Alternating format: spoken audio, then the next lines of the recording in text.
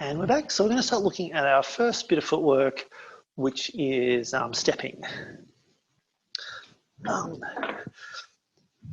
So just as a bit of kind of crash course in terminology, when we talk about stepping in sword fighting, a step is where your feet, you move without your feet crossing or passing each other. So, you know, this is a step, this is a step, whereas this would be a pass, as with this, because my feet are passing each other. Occasionally called passing steps, just to make things confusing. Instantly, the term pace, like, you know, going 50 paces or whatever, is actually a derivation of the word pass, because people talk about the passing of the feet. This is me passing. But we're going to look at stepping, just because, you know, I find it's a more common form of footwork in the systems that I do, and I think it's also a good kind of way to practice. So what I get you to do, we're just going to come to a stance. So what I'll get you to do is stand with your feet in an L, and then just move them to about 2 of your foot widths apart. Maybe more, maybe less, depending on what's comfortable. And just sink down to get to a comfortable bend. Nice comfortable bend in your knees. You don't want to be up like this. I'll show you this from the side. You don't want to be up like this, because if you're tall, like if you're standing tall, one of two things will happen. One is you'll bend your knees to move and then pop back up, in which case you've done 1, 2, 3 actions when you could just do 1 action. Or the other thing you'll do is you move like this. These very pendular steps. That puts a lot of movement in your upper body, which is something that you then have to factor in when doing otherwise quite precise techniques. And you're also a lot more off balance. You're a lot less stable. So you want to start with your knees bent enough that you can that by straightening your leg, one leg, you can extend out to then move along. All right. The other thing you want to do is get up. Try and take the weight off your heels and onto the balls of your feet. So see how I'm bouncing a little bit? Put the weight in the balls of my feet. You know, personally, I actually, I like, as a cue for me, I like to have my heels off the ground a little. If you normally wear shoes with a bit of a heel, like even just like a 1 centimeter heel, this will feel quite natural. If you wear high heels, this is too high. If you like stilettos or something. But yeah, it'll feel quite natural because we're used to having higher heels. If you don't, then, you know, just basically you want to raise your heels enough that you can no longer feel the ground underneath them. Or, you know, think about feeling the ground in your heels and then raising them until, you know, they're just off the ground. That'll get you a bit of bounce. The reason for that is when you're doing steps, the first thing you will do normally when you're normally stepping is you'll lift your heel up to kick out. So again, we're sort of cutting out the middleman a bit. We're getting up on our heels to reduce the amount, to absolutely eliminate any extraneous movement.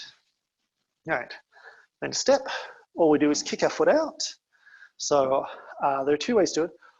One is to roll out and sit on our heel like this, and then we come forward, we roll from our heel onto our toes, and then we just lift our back foot up to come forward. The other way, and I'm a person who does both because I cannot make up my freaking mind about exactly this one thing. The other way is to step out, but instead of landing on your heel, you land on your toes. So doing that, and then you bring your heel down. You probe with your toes. The advantage of each movement, this is a much more smooth and stable movement, landing on my heel and rolling, whereas landing on my toes is a lot bouncier and a lot more agile. So it's really, the difference is not huge, to be honest. And what you're going to use depends on the situation anyway. And it's actually good to kind of practice and know both, because you might suddenly find yourself wearing certain footwear or on a certain surface where one type of footwork is a bit better than the other. And being able to change is kind of useful. All right. So to start off with, let's look at advancing. So I'm just going to step forward and step forward and step forward And let's look at retreating. So to retreat, I do the same thing but in reverse. I lift my back foot up, I lift my heels off my toes, sorry, off the ground. So I'm doing this rolling action, and I just bring my foot back in. So same thing but in reverse, and if I'm up on my toes, if I'm using my toes, same basic motion but in reverse. And one thing you'll notice, my feet always get wider with every step.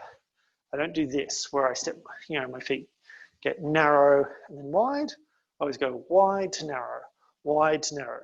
And the reason for this is when my feet are narrow and together, I'm less stable, whereas when they're wide, I'm much more stable. So something to think about with sort of footwork or any kind of stance, you're always looking, as much as you can increase mobility and stability together, for the most part, you're going to be making decisions on stance, width, footwork type, that sort of thing, where you have to sacrificing a bit of mobility for stability or a bit of stability for mobility.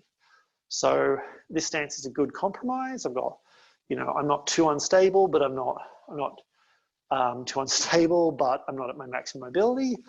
If I go wider, I've increased my stability. I'm a lot more stable, a lot more grounded, but I'm going to be a lot slower in my movement. Conversely, if I started from a stance like this, I'd be a lot more mobile because I can actually use gravity to aid my movement, but I'm also a lot less stable.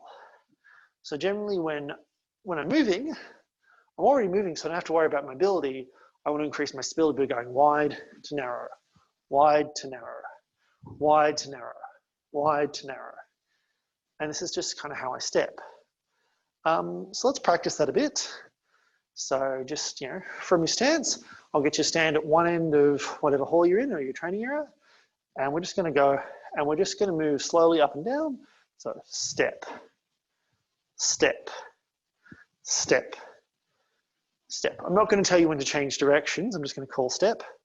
But the things I want you to focus on as we're doing this is focus on keeping your knees bent or keeping one knee bent at a time. So when I move, you'll notice this leg is straight, but this knee is bent, and my height is not exactly constant and doesn't have to be, but it's more constant than if I was going like that. So step, step, step. So focus on one leg bent, one leg straight, or straight, bent, straight, bent, straight, bent, straight, bent, straight, bent. It's just moving back and forth, and focus on rolling, focus on lifting or rolling your leg up, rolling your foot up. So you're raising your toes and then rolling onto your heel, or rolling up your heel onto your toes. In fact, let's just do the toe lifting one. So I find that learning that as a habit improves all kinds of footwork.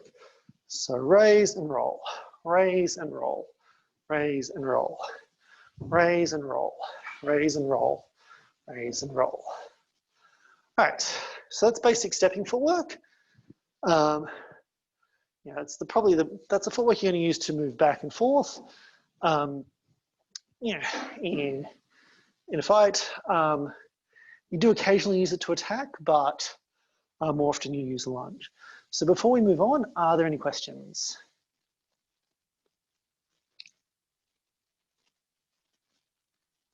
That's looking like a no. I'm just going to pause recording.